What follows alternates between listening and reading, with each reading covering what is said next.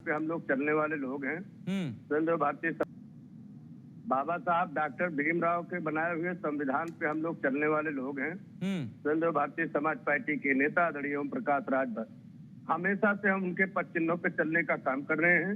जातिवार जनगणना हो, हम उसकी मुखर होकर चर्चा में रहे हैं। उसके साथ में जो 27 वर्ण आरक्षण पिछड़ों को मिला है या 22% जो है दलितों को मिला है, उसमें भी कोटे की जो चर्चा होती है उसमें भी हम उसकी भी मांग करते रहे हैं।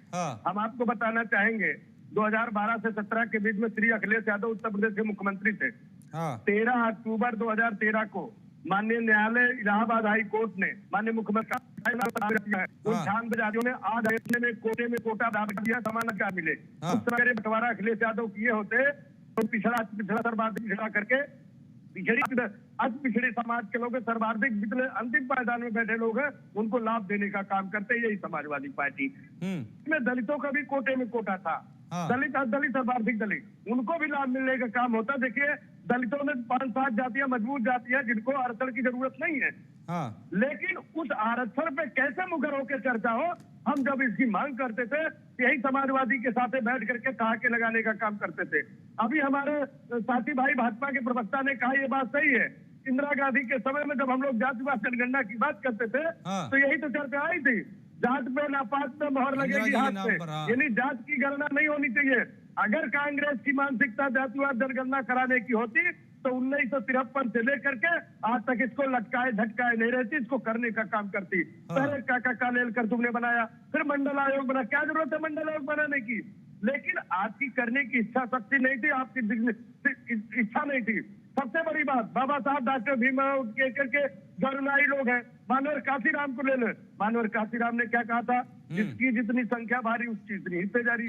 जातिवार जनगणना में साफ हो जाएगा किस जाति के लोगों में कौन जो है शिक्षित है, कौन राजनीति से जुड़ा हुआ है, किसकी आर्थिक स्थिति ठीक नहीं है, किसके बच्चे कितने पढ़े लिखे हैं, किनके घर जो है घास फूस के हैं या पक्के मकान है, ये सारा शुद्धिकरण हो जाएगा।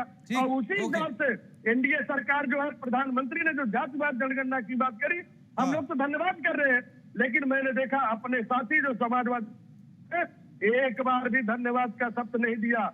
दूसरे जो आपके दलित शुभचिंतक बैठे हैं, जब आपने पूछा कि दलितों के लिए मोदी जी ने ऐसा 3 काम बता दीजिए जो उनके हटकर कोई या उनके विरोध में या उनका नुकसान काम किया हो, वो बता नहीं पाए।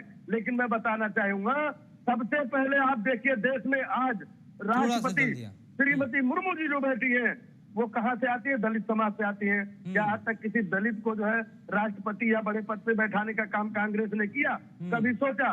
इसके पहले भी देख लीजिए, तो ये एनडीए गठबंधन में मोदी जी के सहयोगियों में सभी जात धर्मों के लोगों को समान अधिकार देने का काम किया है।